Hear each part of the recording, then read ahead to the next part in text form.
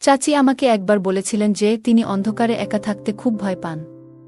তাই তিনি প্রায়ই আমাকে তার ঘরে ডেকে নিয়ে যেতেন। একদিন বাড়িতে আমাদের দুজন ছাড়া আর কেউ ছিল না, হঠাৎ প্রচণ্ড ঝড় বৃষ্টি শুরু হলো। চাচি আমাকে তার ঘরে ডাকলেন। যখন ঘরে ঢুকলাম চাচিকে দেখে আমি চমকে গেলাম। কারণ তিনি খুব ছোট পোশাক পরেছিলেন এবং সত্যিই দারুণ লাগছিল। চাচা তখন কয়েক মাসের জন্য বাইরে গিয়েছিলেন কাজের খাতিরে। চাচি আমাকে একদিন অন্ধকারের অজুহাতে তার ঘরে ডেকেছিলেন। এক রাতে যখন আমি ও চাচি একসাথে ঘুমাচ্ছিলাম, মাঝরাতে হঠাৎ করে আমি কিছু অদ্ভুত অনুভব করলাম। চোখ খুলতেই যা দেখলাম তাতে আমি অবাক হয়ে গেলাম। চাচি, আমার নাম কুনাল, আমি ২০ বছর বয়সী। আমার চাচি ছিলেন অনেক সুন্দর আর অনেক ফর্সা। যে কেউ তাকে দেখলে মুগ্ধ হয়ে যাবে। চাচাও তার রূপের প্রেমে পড়ে তাকে বিয়ে করেছিল। চাচি সব সময় মডার্ন ড্রেস পরতে ভালোবাসতেন, যা তাকে আরও আকর্ষণীয় করত। বন্ধুরা, রেডি হয়ে যাও, আজকের গল্পটা অনেক বেশি স্পেশাল। আশা করছি তোমাদের ভালো লাগবে। দয়া করে গল্পগুলো ভালো লাগলে ভিডিওটি লাইক, শেয়ার এবং চ্যানেলটি সাবস্ক্রাইব করো প্লিজ। একাদশ শ্রেণীর পরীক্ষা দেওয়ার পরে আমার ছুটি শুরু হয়েছিল। তাই আমি মা বাবার কাছে অনুমতি নিয়ে চাচি ও চাচার বাড়িতে ছুটি কাটাতে যেতে চেয়েছিলাম। চাচার বিয়ে মাত্র ৩ মাস আগে হয়েছে, তাই আমার বাবা মা আমাকে সেখানে যেতে নিষেধ করেছিলেন। কিন্তু আমি অনেক বছর ধরে চাচার বাড়িতে যাইনি, এমনকি তাদের বিয়েতে যেতে পারিনি, কারণ তখন আমার পরীক্ষার সময় ছিল। চাচার সঙ্গে দেখা করার জন্য আমি খুব আগ্রহী ছিলাম এবং নতুন চাচিকে দেখতেও চাইছিলাম। বাবার কথা ছিল যে আমরা পরে কখনো দেখা করতে পারব, কিন্তু আমি তখনই যেতে চাইছিলাম। শেষ পর্যন্ত অনেক বুঝিয়ে বাবা চাচার বাড়িতে যাওয়ার জন্য রাজি করালাম। মাঝে মাঝে ভাবি, হয়তো ভালো হতো যদি তখন চাচার বাড়িতে না যেতাম, কারণ এত কম বয়সে চাচি আমার সাথে এমন কিছু করবে যা আমি ভাবতেও পারিনি। একটি নতুন অভিজ্ঞতার সন্ধানে আমার জীবনে একটি গুরুত্বপূর্ণ দিন এসেছিল। তা ছিল রবিবারের একটি দিন, যখন আমার বাবা আমাকে চাচার বাড়িতে নিয়ে গিয়েছিলেন। কিন্তু আমাদের পৌঁছানোর পর দেখি বাড়ির বাইরের দরজা তালাবদ্ধ।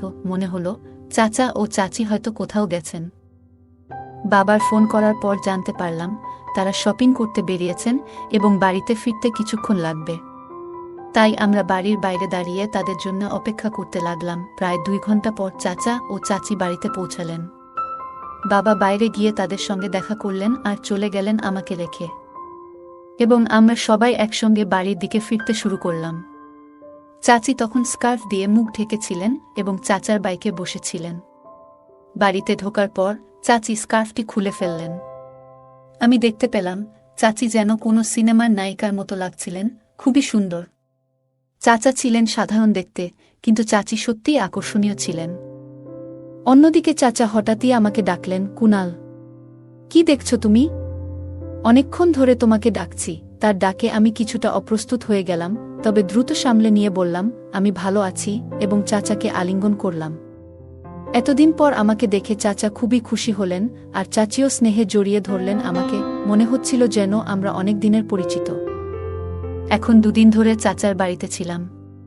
চাচি আমার প্রতি পুরোপুরি যত্নশীল ছিলেন এবং আমার জন্য সবকিছু ঠিক রাখছিলেন। চাচা ও চাচিকে দেখে মনে হচ্ছিল আমি নিশ্চয়ই আমার ছুটির পুরো সময় এখানে কাটাবো। তবে আমি জানতাম না যে আমার এই সিদ্ধান্ত পরবর্তী সময়ে এমন একটি মোড় নিতে পারে যা আমার জীবনকে পুরোপুরি পরিবর্তন করে দেবে। আমি আসার থেকে লক্ষ্য করছিলাম চাচি আমার সামনে ছোট পোশাক পরে চলাফেরা করত। আমার কাছে বিষয়টা অবাক করার ছিল। আমি মাঝে মাঝে তার দিকে চেয়ে থাকতাম। আমি মনে মনে ভাবতাম এসব চাচির কাছে সামান্য, কারণ তিনি শহরে থাকেন আর শহরের সবাই এই রকমভাবেই চলাফেরা করে। আমার কাছে অন্য রকম লাগত, কারণ আমি গ্রাম থেকে এসেছিলাম। সেখানে কেউ এভাবে চলাফেরা করত না। আমি আসার পর থেকেই চাচি আমার অনেক কাছাকাছি থাকতে শুরু করছিল। তার এমন ব্যবহারে আমি মাঝে মাঝে ভাবতাম আমরা অনেক আগে থেকেই পরিচিত। ৩য় দিন সকালে আমি যখন ঘুম থেকে উঠলাম তখন বেলা ৮টা। ঘরে বেরিয়ে দেখি চাচা ব্যাকপ্যাক গুছাচ্ছেন। তাকে ব্যাকপ্যাক করতে দেখে আমি জিজ্ঞাসা করলাম, চাচা, আপনি এত সকালে কোথায় যাচ্ছেন? চাচা বললেন যে তাকে একটি জরুরি কাজে ২ মাসের জন্য বিদেশে যেতে হচ্ছে। আমি হতাশ হয়ে বললাম, কি বলছেন চাচা? আমি তো এখানে মাত্র ২ দিন হলো এসেছি, এবং আপনি এত তাড়াতাড়ি চলে যাচ্ছেন। আমি আপনাকে যেতে দেব না। চাচা আমাকে বোঝাতে লাগলেন এটা আমার জন্য একটি গুরুত্বপূর্ণ সুযোগ। যদি আমি এটি হারিয়ে ফেলি তাহলে আমি নিজেকে মূর্খ মনে করব। এই প্রজেক্টে কাজের অভিজ্ঞতা আমাকে ভবিষ্যতে একটি ভালো পদে এনে দিতে পারে। চাচার কথার গুরুত্ব বুঝতে পেরে আমি আর কিছু বললাম না। বললাম, ঠিক আছে, আজ সন্ধ্যায় আমি বাবাকে জানিয়ে দিচ্ছি এবং আমি নিজে বাড়ি চলে যাব। বাবা এসে আমাকে নিয়ে যাবে। কারণ আপনি না থাকলে আমি এখানে থেকে কি করব? চাচা বললেন, কুনাল, এখন আমি চলে যাচ্ছি। তুমি এখানেই থাকবে এবং তোমার চাচির খেয়াল রাখবে। আমার ফিরে আসা পর্যন্ত তোমাকে এখানেই থাকতে হবে। তার কথা শুনে আমি অবাক হয়ে গেলাম। চাচা না থাকলে আমি আর চাচি এই বাড়িতে একা কিভাবে থাকব? চাচা আরও বললেন, মনে রেখো, তোমার চাচি অন্ধকার থেকে ভয় পায়, তাই তাকে যে কোনোভাবে সাহায্য করতে দ্বিধা করবে না। আমি তখন কিছুটা অস্থির হয়ে পড়েছিলাম। এবং চাচি মানে অন্ধকারের ভয়, এটা আমার কল্পনাতেও ছিল না। চাচি সম্পর্কে এই নতুন তথ্য আমাকে কিছুটা হতাশ করেছিল। প্রথমে তো আমি রাজি হতে চাইছিলাম না, কিন্তু চাচা জোর করার জন্য তার কথা আমাকে শুনতেই হলো। তারপর আমি চাচির দিকে তাকালাম। আমার কথা শোনার পর চাচি আমার দিকে তাকিয়ে অদ্ভুতভাবে হাসছিলেন। মনে হলো আমার এখানে থাকার কথা শুনে তিনি অনেক খুশি হয়েছিলেন। আমি চাচাকে সাহায্য করতে লাগলাম তার কাপড় গুছিয়ে রাখতে এবং পরে তাদের বিমানবন্দরে পৌঁছে দিতে। চাচাকে বিদায় জানিয়ে আমি এবং চাচি বাড়িতে ফিরলাম। বাড়িতে তখন শুধু আমি এবং চাচি। আমি চাচার সঙ্গে শহরে ঘুরে বেড়ানোর পরিকল্পনা করেছিলাম, কিন্তু চাচার বেরিয়ে যাওয়ায় সবটা ভেস্তে গেল। তবে এটি ভাবার চেয়ে বেশি গুরুত্বপূর্ণ হল, চাচির সঙ্গে থাকার অভিজ্ঞতা অপেক্ষাকৃত বিশেষ হতে পারে। চাচা চলে যাওয়ার পর রাতে নিজের ঘরে বসে মোবাইলে গেম খেলছিলাম। কিছুক্ষণ পর গেম খেলে বিরক্ত লাগায় ভাবলাম টিভি দেখা যাক। তাই বসার ঘরে গিয়ে টিভি চালিয়ে বসলাম। একটু পর চাচি এসে হেসে বললেন, কিরে কুনাল, চাচা চলে যাওয়ার পর কি তোমার এই বাড়িতে মন বসছে না? চাচি আমার পাশে এসে বসে গল্প করতে থাকলেন। তার কথাগুলো শুনতেও আমার অনেক ভালো লাগছিল। আমি ভাবিনি যে চাচি আমার সাথে এত ফ্রি হয়ে কথা বলবেন। একদিন চাচি আমাকে বললেন, চলো বাইরে একটু ঘুরে আসি। তারপর তিনি স্কুটার নিয়ে বের হলেন এবং আমাকে আইসক্রিম খেতে নিয়ে গেলেন। আমি চাচির পেছনে বসেছিলাম। হঠাৎই আমার হাত অজান্তে তার কোমরে স্পর্শ করে। এতে চাচি খানিকটা অস্বস্তিতে পড়েন, তাই আমি দ্রুত হাত সরিয়ে নিই। কিন্তু পরে চাচি নিজেই আমার হাত ধরে কোমরের কাছে রাখলেন। আমি ঠিক বুঝতে পারছিলাম না এটার মানে কি হতে পারে। আইসক্রিম খেয়ে ফিরে আসার সময় বাড়িতে ঢুকে দরজা বন্ধ করার পর হঠাৎ ঘরের সব আলো নিভে গেল। চারপাশ অন্ধকারে ঢেকে গেল মুহূর্তেই। আমি তখন চাচির পিছনে দাঁড়িয়েছিলাম। ভয়ে চাচি আমাকে শক্ত করে ধরে ফেললেন। তার এই আচরণে আমি কিছুটা বিস্মিত হয়ে গেলাম। বড় হওয়ার পর এমন অভিজ্ঞতা আগে কখনো হয়নি। বুঝতে না পেরে আমি স্থির হয়ে দাঁড়িয়ে রইলাম। চাচি প্রায় 5 মিনিট ধরে আমাকে জড়িয়ে ধরেছিলেন এবং তারপর হঠাৎ করে আলো আবার চলে এলো। আলো আসতেই তিনি সোজা হয়ে আমাকে ছেড়ে দিয়ে বললেন, মাফ করে দাও, অন্ধকারে আমি ভয় পেয়েছিলাম, এবং মৃদু হাসি দিয়ে তার ঘরে চলে গেলেন। আমি হতভম্ব হয়ে গিয়েছিলাম এবং ভাবছিলাম যে এখানে ঠিক হচ্ছে না। কিছু সময় পরে চাচার বলা কথা মনে পড়ল। চাচা বলেছিলেন, চাচি অন্ধকারে ভয় পান এবং তোমার দায়িত্ব তার দেখভাল করা। তখন বুঝলাম চাচি আমাকে অন্ধকারের অজুহাত দেখিয়ে জড়িয়ে ধরেছিলেন। রাতের বেলা আমি ঘরে গিয়ে শুয়ে পড়লাম, কিন্তু চাচি কথা বারবার আমার মনে চলে আসছিল। তিনি ছিলেন বেশ আধুনিক, আর আমি তো এক গ্রামের ছেলে, তাই তার আচরণগুলো আমার জন্য খুবই বিশেষ লাগছিল। হয়তো তার কাছে সামান্য ছিল। পরের দিন সকালে উঠে দেখি চাচি রান্নাঘরে চা তৈরি করছেন। তার দিকে তাকাতে কিছুটা অস্বস্তি হচ্ছিল, কারণ তিনি এখনও রাতের নাইট ড্রেস পরে রান্না করছিলেন এবং তিনি মনে হয় আমাকে তাচ্ছিল্য করছিলেন। যখন আমি পানি পান করতে কিচেনে গেলাম, তখন চাচি আবার আমাকে জড়িয়ে ধরলেন। আমি কিছুটা অবাক হয়ে গেলাম, কারণ আগের দিনের ঘটনা এখনও আমার মাথা থেকে বের হয়নি। তিনি হাসি মুখে বললেন, আরে কুনাল, কিসের এত লজ্জা? আমি জানি এসব তোমার জন্য নতুন, কিন্তু গত রাতে আমি সত্যিই খুব ভয় পেয়েছিলাম। যদি তোমার খারাপ লাগে তবে আমাকে মাফ করে দিও। এরপর তিনি বললেন, আর হ্যাঁ, আজ যে তোমাকে জড়িয়ে ধরেছিলাম সেটা আমি মজা করেই করলাম। তুমি আমার ভাতিজা, আমার ছেলের মতো, এবং আমি তোমার চাচি, তাই তোমার সঙ্গে মজা করার অধিকার আমার আছে। চাচির এই আচরণে আমি কিছুটা হাসলাম, কিন্তু তার এমন আচরণগুলি আমার মনে নতুন এক অনুভূতি তৈরি করতে শুরু করল। আচমকা মনে হলো আমি এখন বড় হয়ে যাচ্ছি, আর চাচা হয়তো বুঝতে পারেনি যে এমন কিছু ঘটতে পারে। কিছুদিন পর এক সন্ধ্যায় সমস্যা খাওয়ার ইচ্ছা হলো। ভাবলাম চাচিকে বলবো, তাই তার ঘরের দিকে গেলাম। চাচির ঘরের দরজাটা সামান্য খোলা ছিল, তাই অনুমতি ছাড়াই ঢুকে পড়লাম। তিনি বালিশে হেলান দিয়ে মোবাইল দেখছিলেন, আর তাকে এই অবস্থায় দেখে আমি কিছুটা অস্বস্তি অনুভব করছিলাম। দরজার কাছে দাঁড়িয়ে আস্তে করে তাকে ডাকলাম, কিন্তু তিনি শুনলেন না। মোবাইলে মনোযোগ থাকার কারণে আমার ডাক তার কানে পৌঁছায়নি। একটু সাহস সঞ্চয় করে ধীরে ধীরে তার পাশে গিয়ে দাঁড়ালাম। আমি যখন চাচির মোবাইলের দিকে তাকালাম, তখন চোখ কপালে ওঠার মতো অবাক হলাম। যা দেখছিলাম তা আমার কাছে একদম নতুন ছিল। খানিকটা অস্বস্তি হচ্ছিল, তাই তাড়াতাড়ি দরজার কাছে ফিরে গিয়ে চাচিকে একটু জোরে ডাকলাম। চাচি হঠাৎ চমকে উঠে বসে শাল গায়ে জড়ালেন এবং কিছুটা বিস্মিত হয়ে বললেন, কি হয়েছে? আমি বিষয়টা এড়িয়ে গিয়ে শুধু বললাম, কিছু না। তারপর নিজের ঘরের দিকে চলে গেলাম। ঘরে ফেরার পথে মনে পড়ছিল চাচিকে আজ একটু আলাদা লাগছিল। রাতের বেলা ভারী বৃষ্টি হচ্ছিল। হঠাৎ বিদ্যুৎ চলে যাওয়ায় চাচি আমাকে ডাকলেন। আমি তার ঘরে গেলে চাচি আমাকে আলিঙ্গন করলেন। তাকে দেখে মনেই হচ্ছিল তিনি বেশ সুন্দর লাগছিলেন, আর ধীরে ধীরে আমি আমার অনুভূতিগুলো বুঝতে পারছিলাম। চাচি বললেন, কুনাল, তুমি যতক্ষণ লাইট আসে আমার কক্ষে থাকতে পারো। আমাকে অন্ধকারে ভয় লাগে, আমি সেখানে থাকতে রাজি হলাম। আমরা কিছুক্ষণ ধরে কথা বলতে লাগলাম।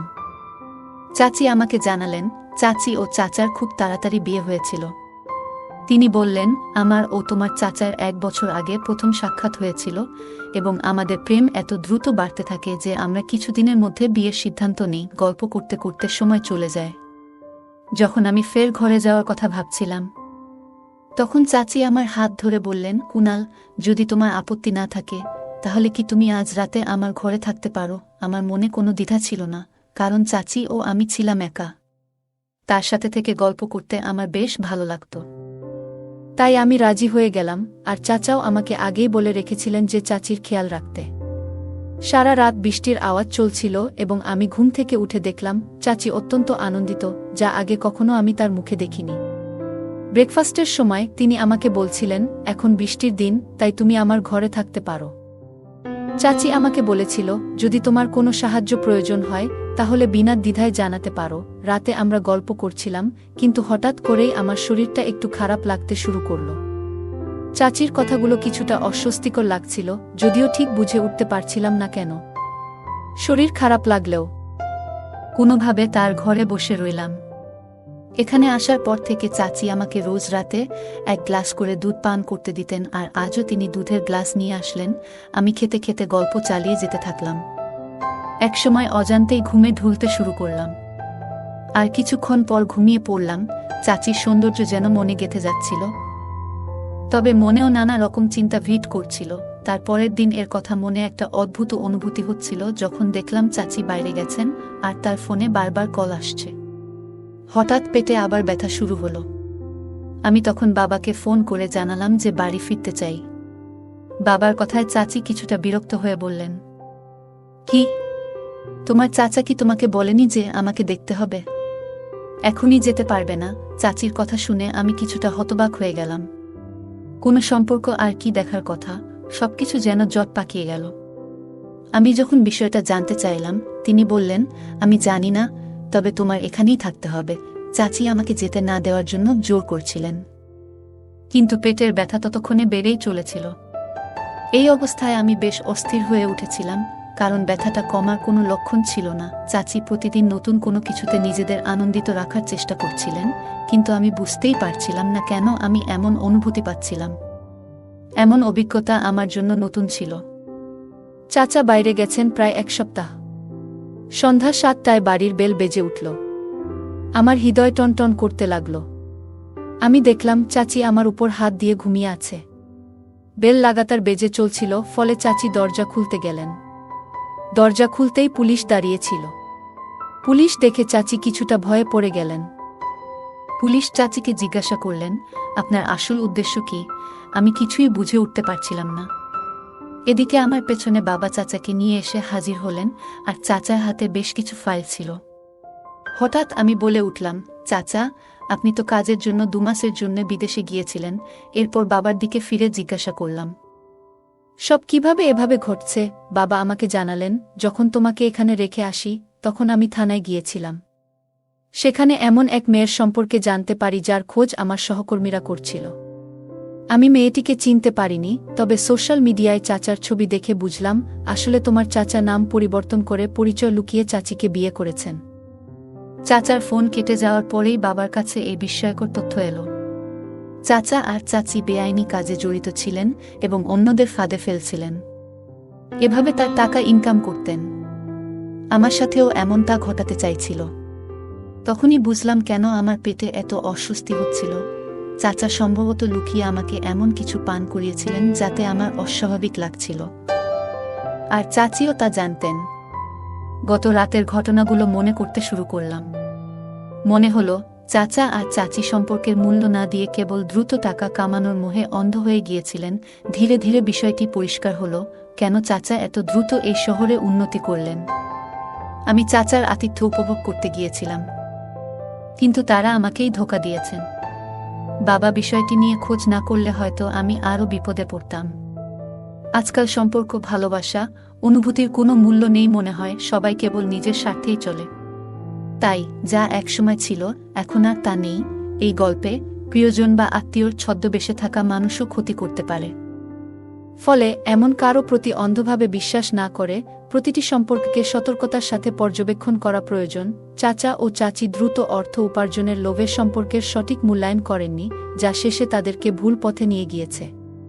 জীবনের সাফল্য শুধু অর্থের উপর নির্ভরশীল নয়, সম্পর্ক এবং সততার গুরুত্ব অনেক বেশি।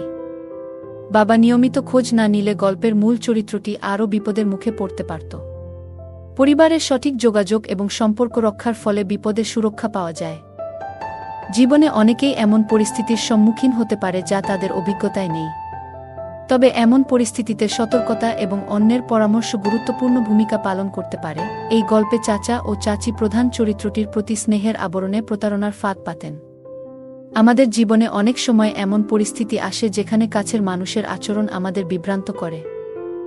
এই গল্প থেকে আমরা শিখতে পারি, কেবল রক্তের সম্পর্ক কিংবা ঘনিষ্ঠতার উপর ভিত্তি করে সবার প্রতি অন্ধবিশ্বাস রাখা উচিত নয়।